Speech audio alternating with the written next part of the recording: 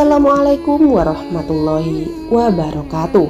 Perkara kapan datangnya hari kiamat memang tiada yang tahu, walaupun tanda-tandanya sudah disebutkan oleh Nabi Muhammad SAW.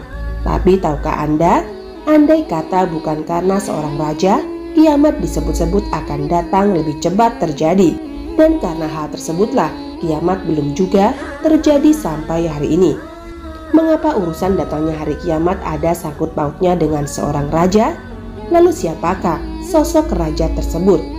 Hari kiamat pasti akan tiba. Begitulah bunyi janji Allah sebagaimana yang disebutkan di dalam Al-Quran. Dan sungguh kiamat itu pasti datang, tidak ada keraguan padanya. Dan sungguh Allah akan membangkitkan siapapun yang ada di dalam kubur. Al-Quran Surat Al-Hajj ayat 7. Tapi perihal kapan datangnya hari kiamat hanya Allah saja yang tahu. Meski begitu, Nabi Muhammad SAW menyatakan jika kiamat tidak akan terjadi sebelum muncul atau nampak tanda-tanda yang bakal mendahuluinya. Dan tanda-tanda tersebut ada beberapa yang sudah muncul sejak zaman dulu. Selebihnya akan muncul satu persatu hingga hari kiamat.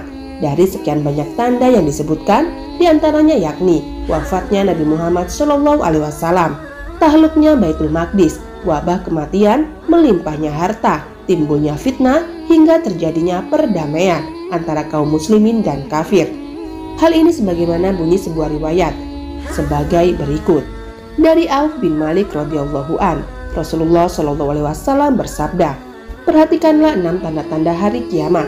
Wafatku, menaklukkan Baitul Maqdis, wabah kematian, penyakit yang menyerang hewan sehingga mati mendadak, yang menyerang kalian bagaikan wabah penyakit kuas yang menyerang kambing, melimpahnya harta hingga seseorang yang diberikan kepadanya 100 dinar, ia tidak rela menerimanya, timbulnya fitnah yang tidak meninggalkan satu rumah orang Arab pun, melainkan pasti memasukinya, dan terjadinya perdamaian antara kalian dengan Bani Asfar, yaitu bangsa Romawi.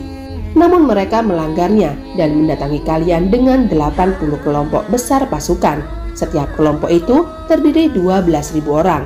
Hadis riwayat Bukhari. Selain itu, tanda lain yang juga disebutkan Nabi adalah diangkatnya ilmu, tersebarnya kebodohan, diminumnya khamar, dan merajalelanya perzinahan. Sesungguhnya di antara tanda-tanda hari kiamat adalah diangkatnya ilmu, tersebarnya kebodohan, diminumnya khamar, dan merajalelanya perzinahan. Hadis riwayat Bukhari. Namun dari semua itu tentang yang disampaikan oleh Rasulullah SAW ada beberapa yang patut diwaspadai. Sebab jika tanda ini sudah muncul, itu artinya kiamat sudah sangat dekat untuk terjadi.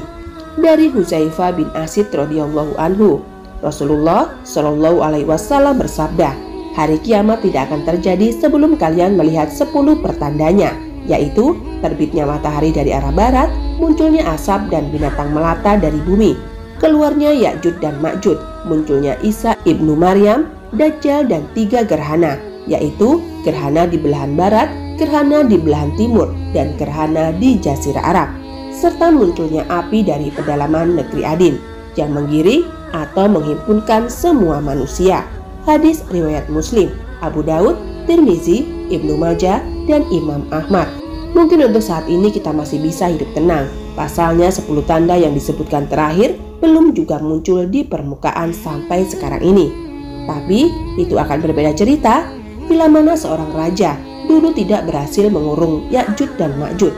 Sebagaimana digambarkan, Ya'juj dan Ma'juj adalah kaum perusak yang akan keluar di akhir zaman, tepatnya setelah kemunculan Dajjal dan turunnya Nabi Isa alaihissalam.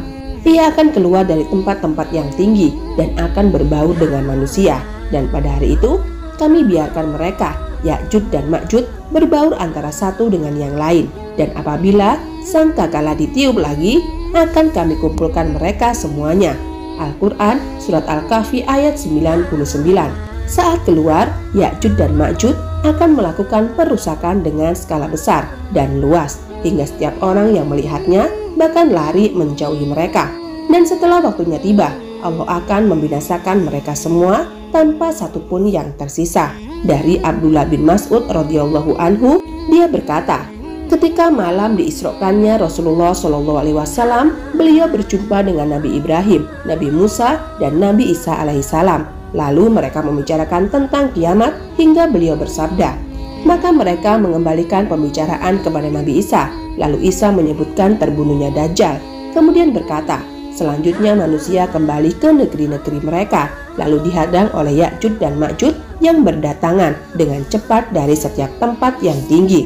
Mereka tidak akan melewati air kecuali meminumnya, tidak juga melewati suatu kota kecuali menghancurkannya. Kemudian mereka, yaitu para sahabat Nabi Isa, meminta pertolongan kepadaku.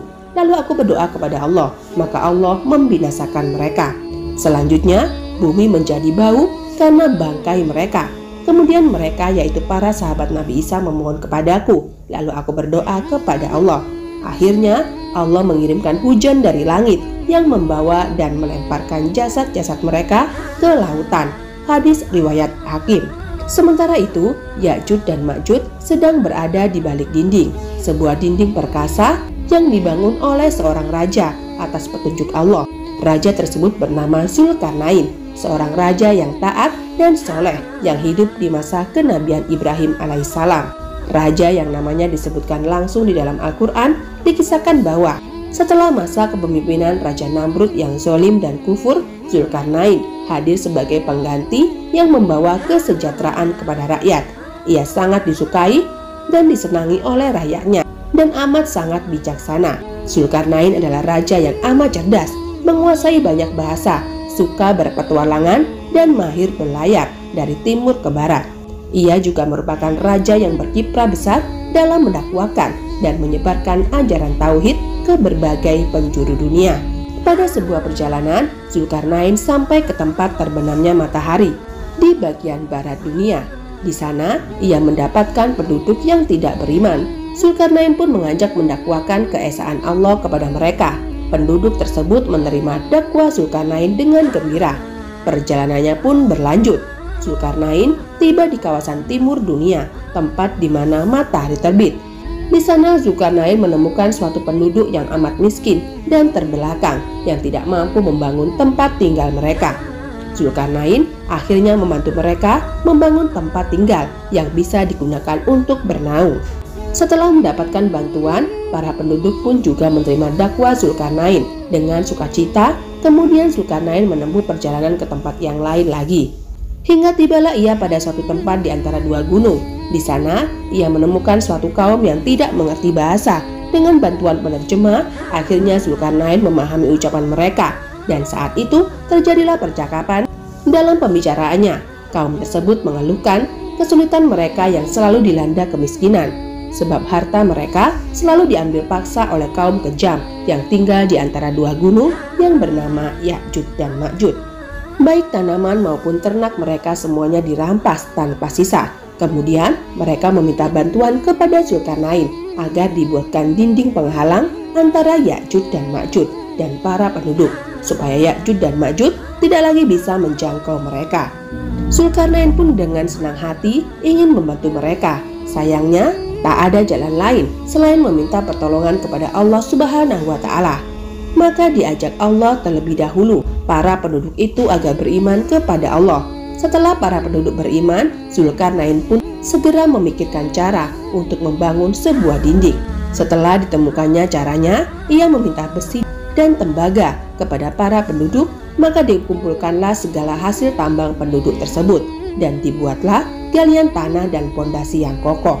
Singkat cerita, dinding itu pun jadi dan berhasil mengurung Ya'juj dan Ma'juj sampai hari ini, di mana tidak akan bisa keluar dari kurungan tersebut sampai Allah benar-benar menghancurkannya sesaat sebelum hari kiamat itu terjadi.